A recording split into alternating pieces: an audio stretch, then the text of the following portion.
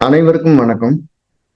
மதா பிதா குரு தெய்வங்களை வணங்கி எம்பெருமான் ஸ்ரீ உச்சிஷ்ட மகாகணபதி அனைவருக்கும் நீண்ட ஆயுளையும் நிறைந்த செல்வத்தையும் உயர்ந்த புகழையும் மெய்ஞானத்தையும் பேரறிவியும் பிரசன்ன அறிவியும் பிரபஞ்ச ஞானத்தையும் பெருமையோடு வழங்கட்டும். அனைவருக்கும் எனது மானசீகமான வாழ்த்துக்கள், மானசீகமான ஆசைகள். அனைவரையும் ஜிகஸ்டோ அன்போடு வரவேற்கிறது. நம்ம இன்னைக்கு பார்க்க போற பதிவு திருமணத்துக்கு 7ஆம் பாவத்தில் இருக்கக்கூடிய ராகு என்னமா செயல்படுது அப்படிங்கிறத பார்ப்போம். 7ல் நின்ற ராகு திருமண உறவுக்கு என்ன மாதிரி பிளஸ் மைனஸ் பண்ணுதுங்கிறத பார்க்க போறோம்.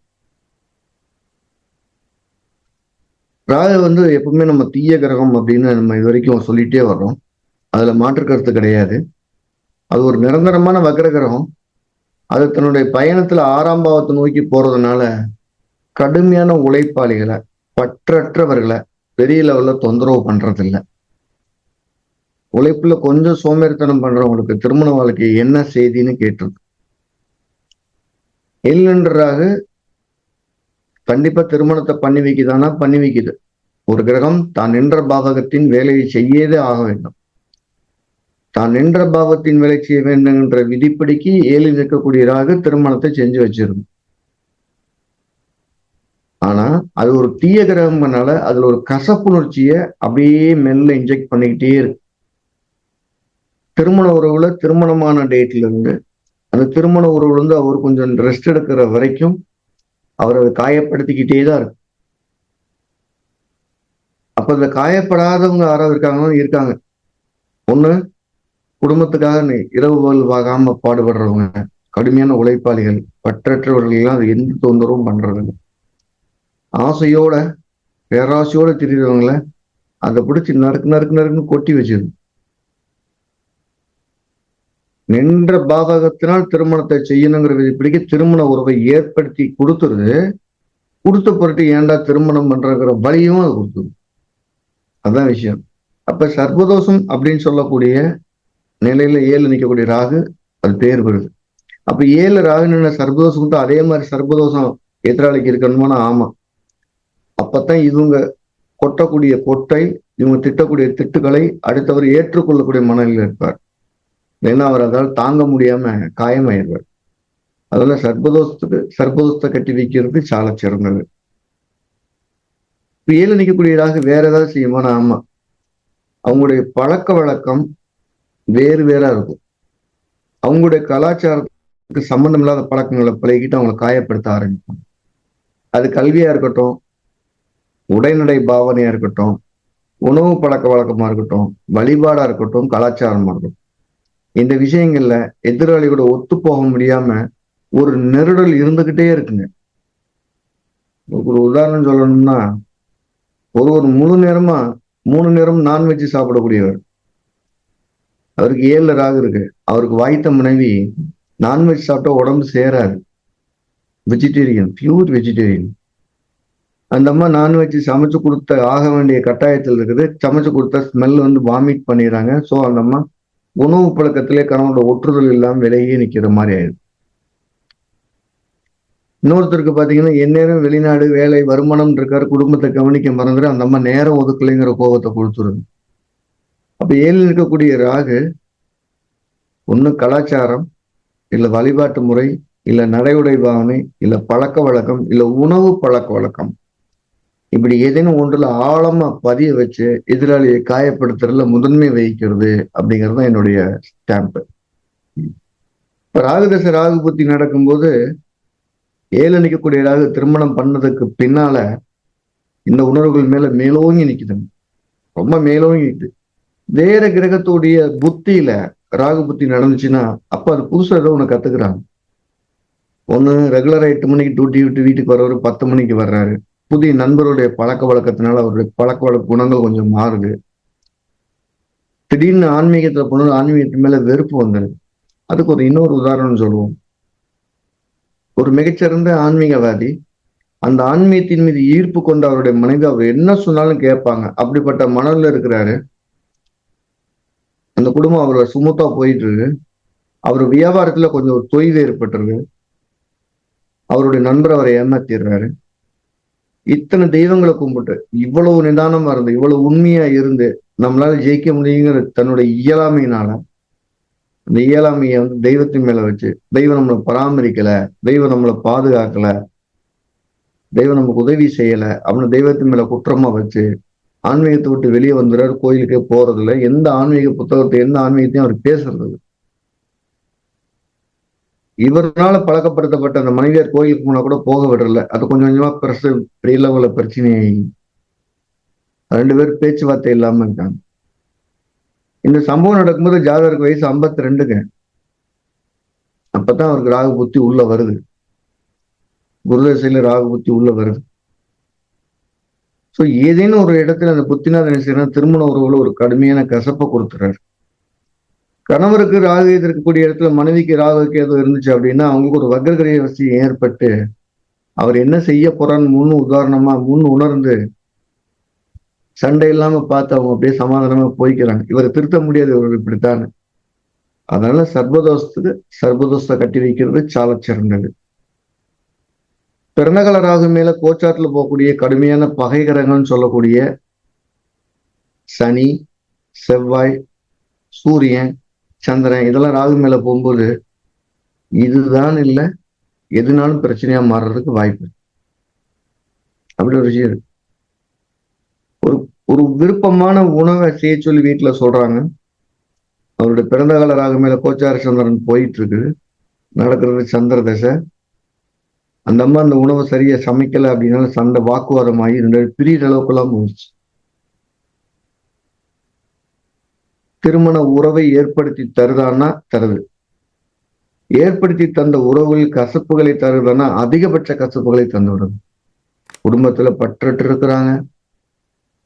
அதே சமயத்துல அந்த அந்த பற்று நாள் டே 1ல இருந்து அந்த பற்றற்று இருக்கிறது டே 1ல இருந்து அதுக்கு சர்வதோஷமுள்ள திருமணம் பண்ணி வைக்கும் போது அவங்க நல்லா புரிஞ்சுக்கிறாங்கிறத நினைச்சு. ஒரு பிறந்த கால ராகு மேல கோச்சாரத்துல சனி வருது, அந்த ராகு 7ல நிக்கிறார். 10 வருஷமா 12 வருஷமா பண்ணிட்டு இருந்த பிசினஸ் உடைய கூட்டாளிய ஒரே நாள்ல ஒரு பொழுதுல குற்றவாளின்னு சொல்லி தூக்கி வெளியே வீசிடுறாங்க. 7ஆம் பாவம் திருமண வாழ்க்கை மட்டுமில்ல கூட்டாளியும் சொல்லும். இந்த நேரத்துல கணவன் மனைவி 2 பேரும் சேர்ந்து ஒரு தொழிலை பண்றாங்க. அதுல ஒருத்தருடைய தவறு இன்னொருத்தருக்கு தெரிஞ்சிருது, அதனால குடும்ப உறவு பாதிக்கப்படுது. இல்லைன்னா ஒருத்தருடைய திட்டமிடல் இன்னொருத்தருக்கு தப்பா தெரிஞ்சு தொழிலுக்குள்ளே போகாம இருக்கிறாங்க, வராம இருக்கிறாங்க. சோ ஏதேனும் ஒரு ரூபத்துல தீய கிரகம் தீமையை தருவதற்கு தீமையை தருவதற்கு வழிகளை தருவதற்கு முன்னிலை வைக்கும். அந்த 7 நிற்கும் போது உயிர் போற அளவுக்கு வலிக்கக்கூடிய வழிகளை தந்துடும். மற்ற பாவத்தில் இருக்கும்போது அந்த வலி தெரியாது, ஆனா அவர் சிரிச்சு முகமும் அந்த வலியை தாங்கிக்கிட்டு இருப்பார். அதான் அதுல இருக்கக்கூடிய ஸ்பெஷல். தனித்த ராகு கேதுகள் பெரிய தொந்தரவு தரதில்ல. 7ஆம் பாவத்தில் இருக்கக்கூடிய தனித்த ராகு பெரிய தொந்தரவு தரக்கூடாது. கூட ஒரு பகை கிரகத்தோட சேர்ந்து 7 நின்றுறான்னு வச்சுங்க, அது இதோட கூடுதலா இருக்கு. அடிபட்ட பாம்பு அல்ல கடிபட்ட பாம்பு எவ்வளவு கோபத்துல இருக்குமோ அந்த கோபத்துல அது காயப்படுத்திடுது.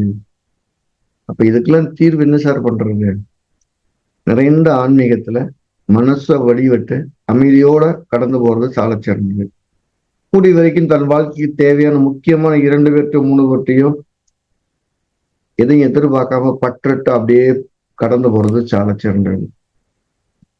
நம்மளோட வாழ்க்கைக்கு ஆதாரமான நபர்களை இழந்துடாம கூடுதலாக கவனம் செலுத்தி வாழ்றது ரொம்ப ரொம்ப முக்கியம். கேந்திரத்தில் இருக்கக்கூடிய கிரகம் பொருளாதாரத்தில் வலிமையை தருகிறது அப்படிங்கிறது என்னுடைய முக்கியமான விதி. அப்ப ராகு 7ல இருக்கும்போது பொருளாதாரத்தை வலிமையை கொடுக்குதான்னா கொடுக்குது. அந்த வலிமை வரும்போது ஆசைப்படும் போது பெரிய வலிகளை கொடுத்துரும்.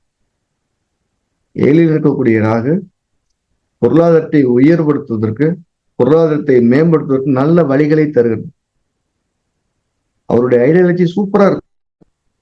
அதுல வர்ற பணத்தை பார்த்து ஆசைப்பட்டு பெரிய லெவல கால வச்சாருன்னா தூக்கி வெளியே எரிஞ்சிடும், எந்திரிக்க முடியாத அளவுக்கு பண்ணுது.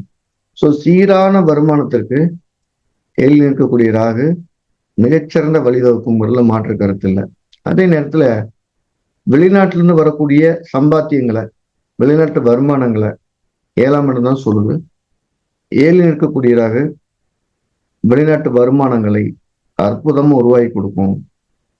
அந்த வருமானங்களை பாதுகாக்கக்கான வழி செய்யும். அதனால அவங்க எக்ஸ்போர்ட் பண்றதோ பண்ணலாம், வெளிநாட்டுல வேலை செய்யலாம், வெளி மாநிலங்கள்ல வேலை செய்யலாம் அப்படின்னு அந்த உறவுகள் அது பெருசா பாதிக்கிறது இல்லை. ஸோ இந்த சர்ப்பதோஷ ஜாதகங்கள் வருமானத்தை நோக்கிய பயணத்துக்கு வெளி மாநிலம், வெளிநாடு, வேற ஊர்களுக்கு போறதுக்கு எந்த தடையும் பண்றதுல அதை செய்யலாம். ஸோ அது தசாபதி காலங்களில் கூடுதலாவே ஒரு உதவி செய்யுது. அந்த ஏழு நிற்கக்கூடிய ராகு இன்னொரு சிறப்பான பதில் என்னன்னா, ராகு திசையோ ராகு புத்தியோ ராகுந்தரம் நடக்குதுன்னா அவங்க அப்ப வெளிநாட்டு குடியுரிமையை நோக்கி பயணிச்சாங்கன்னா ஈஸியா கிடைக்குது. கணவன் மனைவியும் ஒரு நாட்டுல வேற வேற நாட்டுல பிரிஞ்சிருக்காங்க அப்படின்னா அவங்க ஒன்று சேருவதற்கு ஏழு நிற்கக்கூடிய ராகு தனது தசாபுத்தி அந்தர காலங்கள்ல முக்கியமான பங்கு வகிக்கும். வெளிநாட்டு வாழ் குடியுரிமை பெறுவதற்கும் வெளிநாட்டுல பிரிஞ்சிருக்கவங்க ஒன்று சேருவதற்கும் ஏழு நிற்கக்கூடிய ராகு ஒரு முக்கியமான பங்கு வகிக்குதுங்கிறதுல நீங்க அனுபவத்துல உணர முடியுது. ராகு ஒரு நிரந்தரமான வக்ர கிரகம். இதோட இல்லாம மிச்சம் இருக்கக்கூடிய செவ்வாய், புதன், குரு, சுக்கிரன், சனி இந்த கிரகங்கள் வக்ரமான என்ன பலன்கள் அப்படிங்கிறத மே 16 இன்று நம்ம ஒரு சிறப்பு வகுப்பா நடத்த காத்திருக்கிறோம். படிக்கணும் விருப்பம் இருக்கவங்க கீழே நம்பர்ல பதிவு செய்யலாம். அது 4 நாள் வகுப்பா இருக்கும். என்னுடைய 25 வருஷ அனுபவத்தை முத்துக்களை என்னுடைய ஸ்டாம்பா இதான் இதுன்னு உங்க ஜாதகத்தை கையில வச்சுக்கிட்டு நான் நடத்த அது என்னன்னு பார்த்துட்டு அதை அப்படியே மேட்ச் ஆகி போறத பார்க்கலாம். அப்படி ஒரு லைவா இருக்கும். என்னோட சிக்னேச்சர் அப்படிங்கிறது அதுல ஸ்ட்ராங்கா இருக்கும். அதுதான் என்னுடைய திறமை. ஸோ அதை நான் என்னால் கௌரவமா சொல்ல முடியும். அப்படி ஒரு பாடத்தை இந்த 4 நாள் முன்னிலை உங்க முன் வைக்க விரும்புகிறேன். படிக்க விருப்பம் இருக்கவங்க கலந்துக்கலாம். அதே நேரத்தில் ஏற்கனவே எனக்கு ஜோதிடம் தெரியும், கொஞ்சம் உயர்நிலையில எனக்கு பலன் சொல்றதுக்கு தேவைப்படுது அப்படிங்கிறவங்க நம்ம ஜிகே ஹோஸ்டோ சார்பாக அடிப்படை முடிச்சவங்க இல்லை வெளியில அடிப்படை படிச்சவங்க இது உயர்நிலை அப்படிங்கிறத நம்ம ஜூன் 4 ஒரு 24 நாள் வகுப்பா 2-3 பேட்சா பண்ண காத்திருக்கோம். படிக்க விருப்பம் இருக்குங்க அவங்களும் இந்த நம்பர்ல பதிவு செய்துக்கலாம். ஜோதிடம் எல்லாத்துக்கும் போய் சேரணும்னு நான் ஆத்மார்த்தமா விரும்புறேன். ஒரு அற்புதமான வித்தியை நம்ம தெரிஞ்சுக்கிறது மூலயமா நம்முடைய பாதை மேலும் நிச்சயிக்கப்பட்ட பாதையாக இருக்கும் அப்படின்னு நான் நம்புறேன்.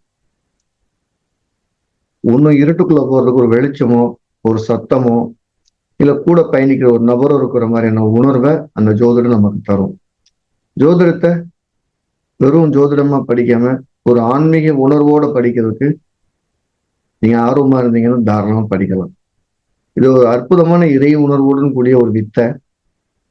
இதை படிச்சு அப்படி உணரும் போதோ புரிந்து கொள்ளும் போதோ இறை உணர்வு நமக்குள்ள இருக்கிறத கொஞ்சம் கொஞ்சமா செதுக்கி காட்டும். அது நம்மளால உணர முடியும். எல்லாம் வல்ல எம்பெருமான் எப்போதும் கூட இருக்கட்டும் அப்படின்னு நான் பிரார்த்தனை பண்ணிக்கிறேன். எல்லாருக்கும் ஜோதிடம் போயிச்சாருன்னு விரும்புறேன். எல்லாத்துக்கும் நல்லது நடக்கும்னு விரும்புறேன். ஸோ எல்லாம் வல்ல எம்பெருமான் அனைவருக்கும் நீண்ட ஆயுளின் நிறைந்த செல்வத்தையும் உயர்ந்த புகழையும் மெய்ஞானத்தையும் பேரறிவையும் பிரச்சனையானதையும் பெருமையோடு வழங்கட்டும். அனைவருக்கும் எனது மானசீகமான ஆசைகள், மானசீகமான வாழ்த்துக்கள்.